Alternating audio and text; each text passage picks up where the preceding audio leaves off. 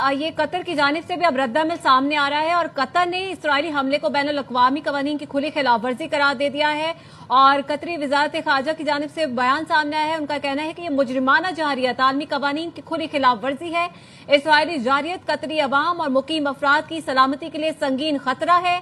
Israeli रवैये को बर्दाश्त नहीं किया जाएगा। कतरी वजारत खारजा की जानिब से कहा गया है। मजीद कहा गया है कि खित्ते की अमन और सलामती से मुसलसल खिलवाड़ नाकाबिले कबूल है।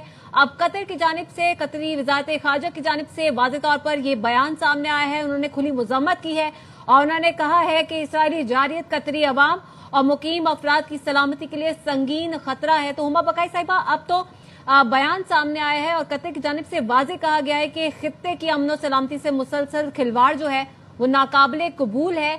मजीद आप बता रही थी कि कतर की जानिब से मजीद क्या स्टांस अब कोई वोकली सिर्फ उठाया जाएगा या प्रैक्टिकली भी कुछ होगा?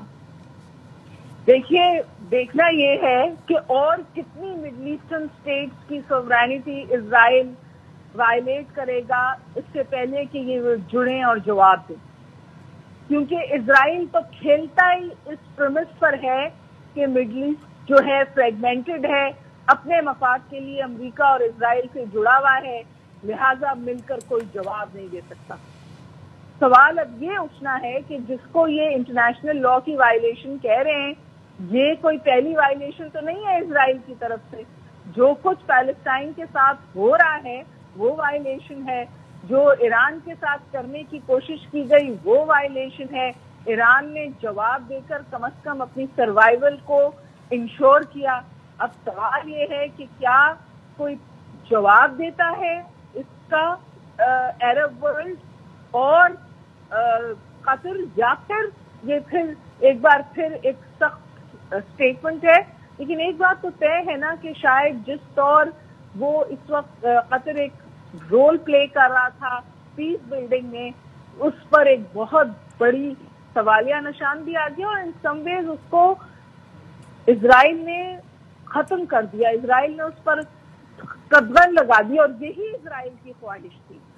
समझने की जरूरत है इंटरनेशनल ऑर्गेनाइजेशन को और अमेरिका को, इजराइल अमन या जंगबंदी में इंटरेस्टेड नहीं है।